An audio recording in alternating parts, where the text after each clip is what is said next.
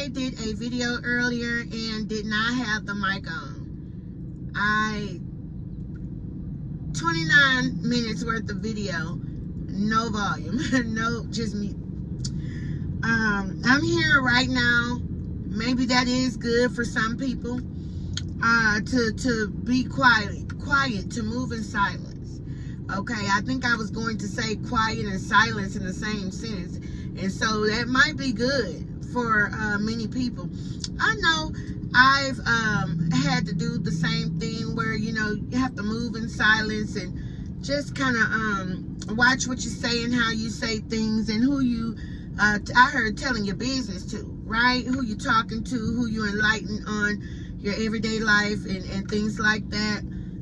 So you want to be mindful of what you say, how you say it, and who you speak to. You don't want to be educating the enemy. Some of us do that by default every single day, but it's just long as you are aware and mindful what's going on, okay, with you and the things around you. Okay, so I'm just going to freestyle right now because I want to be able to get to part 1. And like I said, I have a long ride ahead, so I just kind of want to speak to you. Hopefully this will be something that helps you all. Again, I work with a group, and the curriculum that I built was on anger management. And again, I just want to share it with you. So yesterday we spoke about Elijah. Okay, Elijah was a powerful man of prayer. He was so powerful that he was able to pray for rain, okay, for 3.5 years. Okay, he can make the rain and the dew stop and begin. So after the prayer wore out for the rain, he was able to pray again for it to rain. That's just how powerful he was. Now we're talking about Elijah, the one who was afraid of Jezebel. He was afraid of Jezebel because she didn't care what the Lord said, what the Lord did, and what he was going to do. She felt like she had the authority to abuse her authority, and she did just that. Now, also, what I want to get into is when Elijah, when the Lord visited Elijah. So when the Lord visits Elijah, he comes to him with a question. And the question is like, what are you doing here? Now, come on, we talking about the prophet of God. We talking about that mean that the Lord must have gave him a message to get wherever he was going. And the Lord asked him, well, what you doing here? Y'all be mindful of people that ask you stuff and they know you know the answer already, or they might be asking you something to tempt you. They could be questioning you to tempt you. I already know the answer, but doing it to push your buttons. Now, the Lord, in this case with Elijah, asked him a question to push the button. He wanted Elijah to vent. He wanted Elijah to get out the burden that he had on him, how his emotions, how he felt. And sometimes, if not all the time, our responses and replies are emotional. Okay, and so the Lord wanted Elijah to basically get it all out, so he knew what he was asking, right? And when Elijah did that, it helped him release the stress that was upon him. And also, he was going through spiritual depression. You might want to look that up, okay? Spiritual depression. Many of us might deal with that. You have these A through Z diagnoses and things like that, and treatments and stuff like that, when all it is a spiritual illness or ailment or something like that, a spiritual situation, right? When I say spiritual, I'm not just speaking of principalities, right, and spiritual spiritual warfare. Okay, things like that. When I say spiritual, I mean things that's evident but you can't see it. Emotions. People cry, but you cry because of a feeling.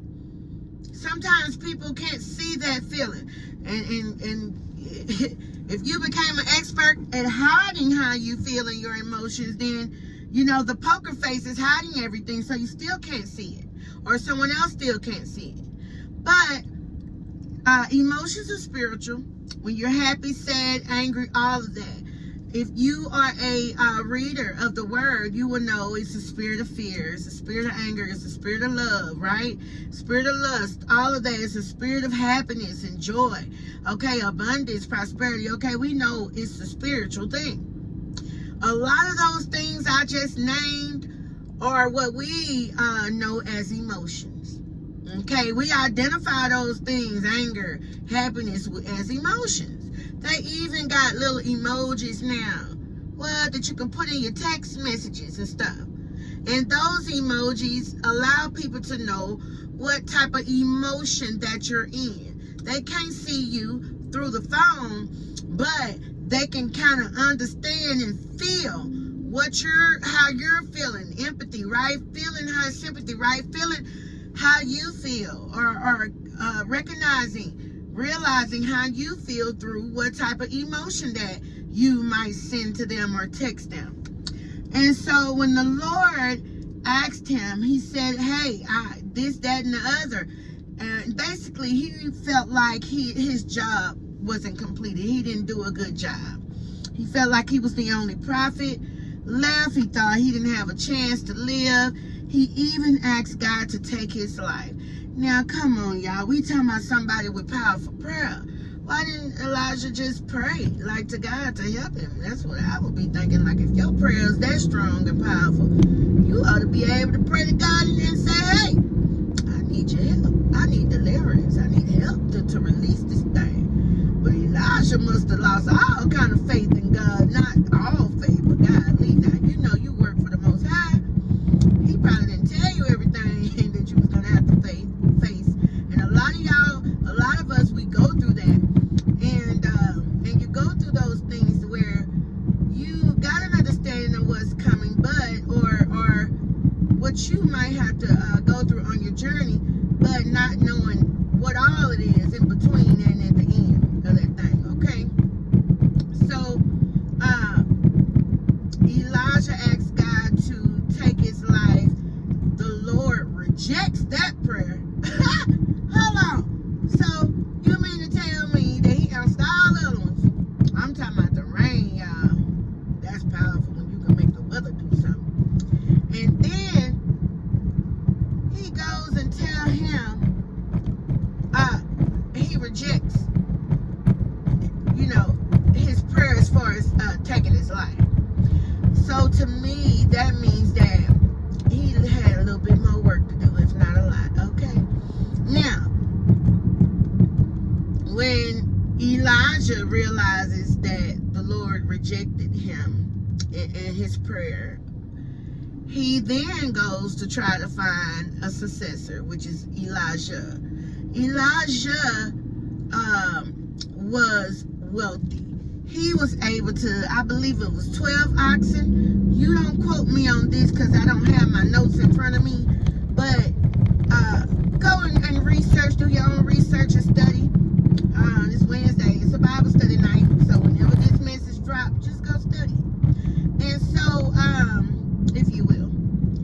So, he starts to, sacrifice his tools and things like that, and his assets and all of that, to be able to walk with the Lord and be able to do the work of the Lord. Sometimes it takes you to release possessions and things that you could be holding on to, that you got a problem with letting go. Some stuff could be sentimental, and a lot of things that we have invested in and that we possess and have in life, we've worked hard for it. You worked hard, sweat, blood, tears, all of that, money, investment, took years and all kind of stuff to get. And those be some of the things you really gotta let go. and just to get what the Lord has for you, believe it or not. Our Lord is like that. You got to let go. He say family, friends, mama, daddy, sister, brothers, husband, whatever it might be, that could be in the way of you doing the mission, okay, or getting the mission accomplished. Okay, so if you do a reflection, is what I'm hearing. Do a reflection. See what it is and who it is, and if it's even deeper than that on the inside, what it is that is keeping you from the perfect will of God and out of His will, out of alignment to doing His will and doing the work of the Lord, because those things could be keeping you bound and not set free, okay, from what the Lord is trying to deliver you from.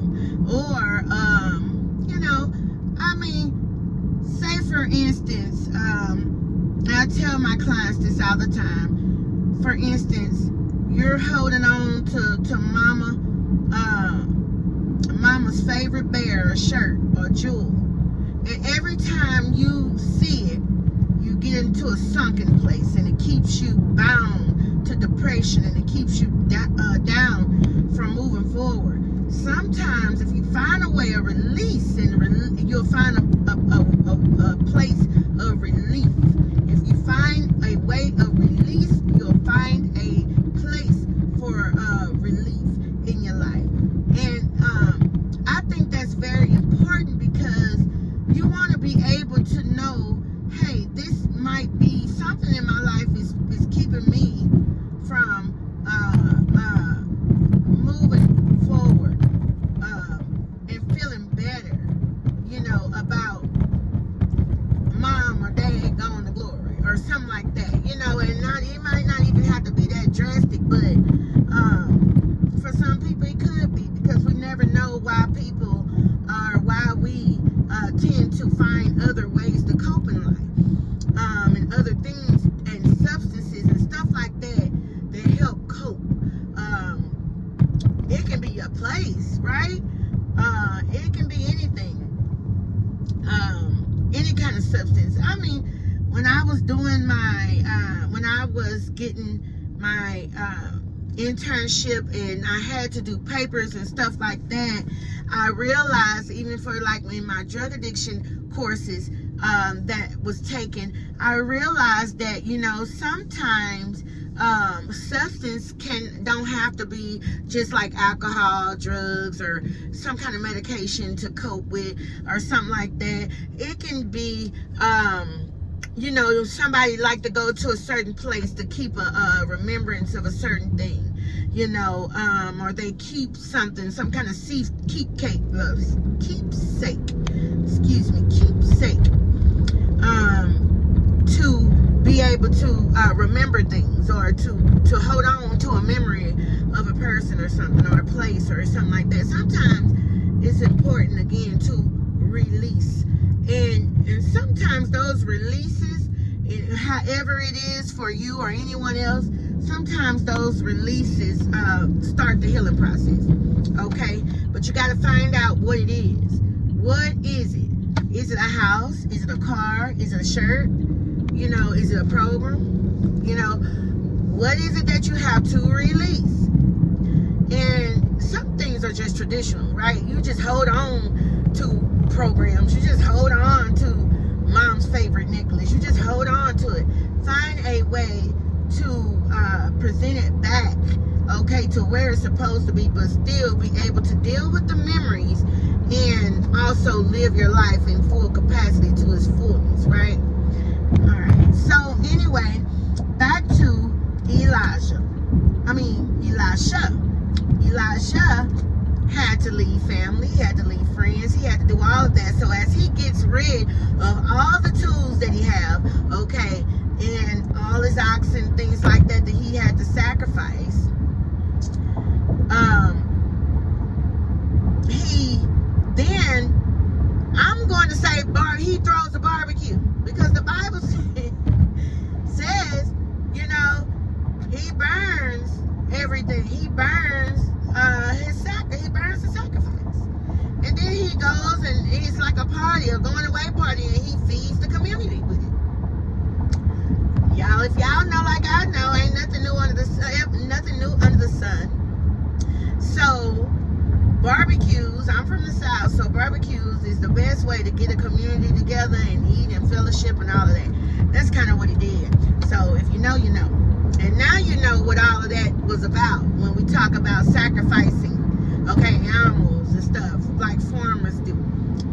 their yard.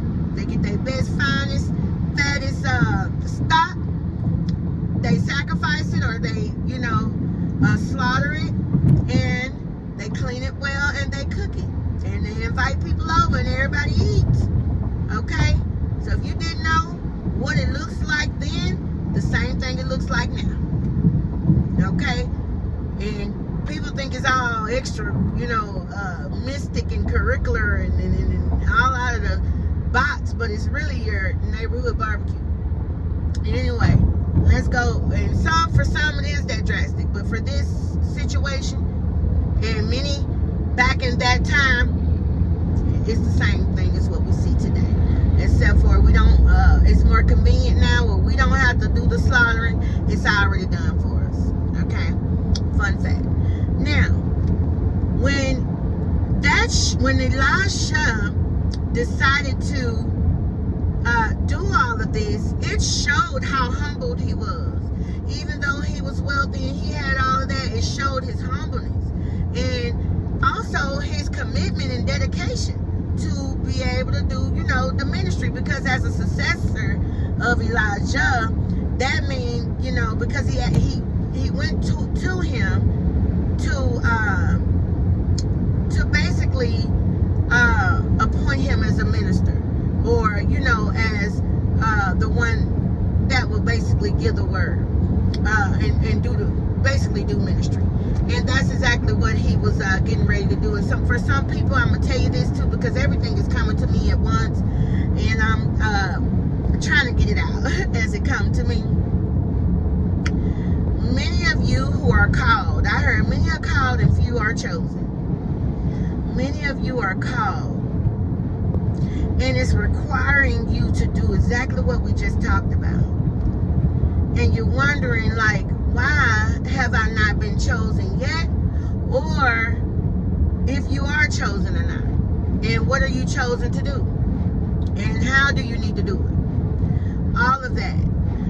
I feel like you will not get that revelation until you get with the Lord and you ask and you get rid of the things that's keeping you from that journey. It reminds me of mine with you. I had to get rid of a lot of things, or a few more things that I thought I had already gotten rid of, to get to this point of witnessing to you. Because I had everything set up, editors, I had all kinds of things. I got a high dollar camera, all kind of stuff. I'm not using that right now.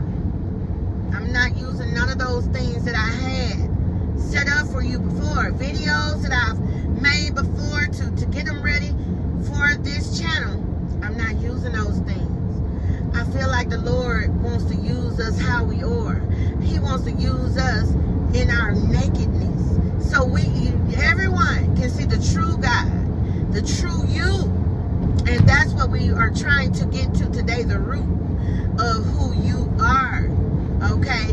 Because emotions, trauma, experiences, and experiences where you don't get the lesson. Experiences where it's supposed to be, I want to say, a life-changing moment where it's elevation and growth. Those experiences supposed to be teachers and lessons for you. And when you get to that point in life and you don't recognize it, that's when the problem comes. Well, I'm going through this same cycle. What is it that I need to learn? That's where wisdom should kick in. Acknowledgement should kick in. Accountability should kick in. Because awareness is the first part of healing. Now, moving forward,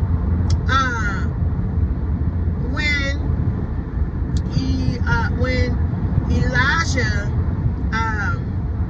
does all of this and he gets with Elijah, and they go on their journey, the Lord is able to accomplish everything that he needs to accomplish through them. And if you continue to read the story, you'll realize that the other prophets were waiting where Elijah was going, and Ahab and Jezebel ended up being taken out by the Lord's wrath. Okay?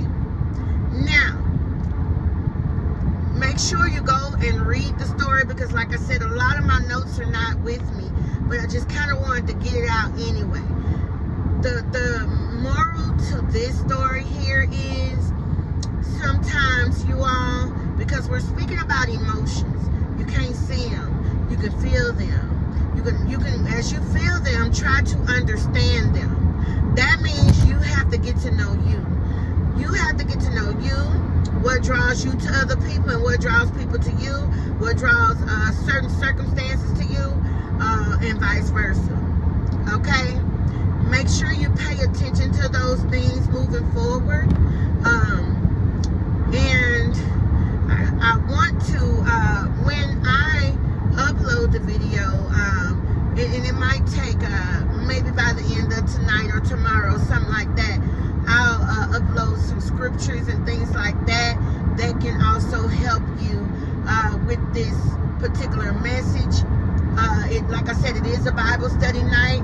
I also would like for you to go in and read, okay, and see what you can get out of the lesson, okay?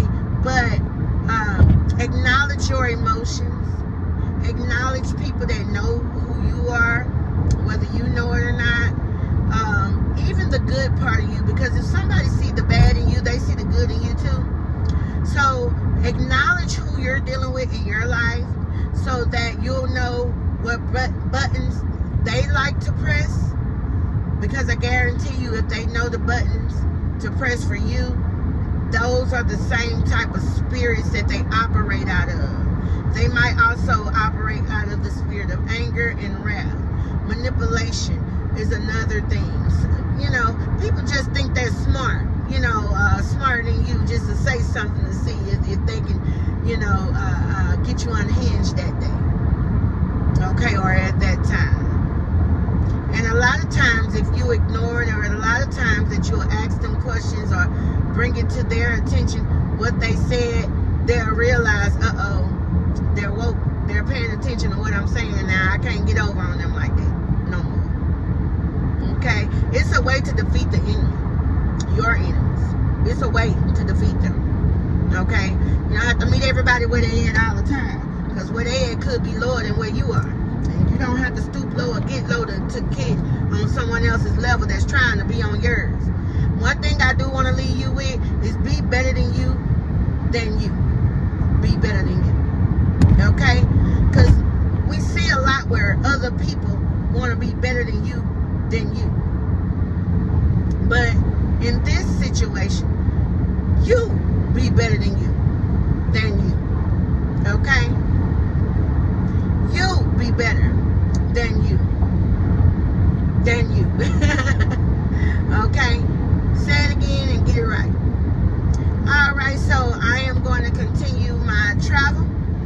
I just wanted to drop that little nugget real quick. Didn't want to leave you without anything. I do apologize for the video earlier. I did a 30-minute video. Was not any audio in the video. So it could be a reason for that. I just ask the Lord to continue to protect us as we meet again.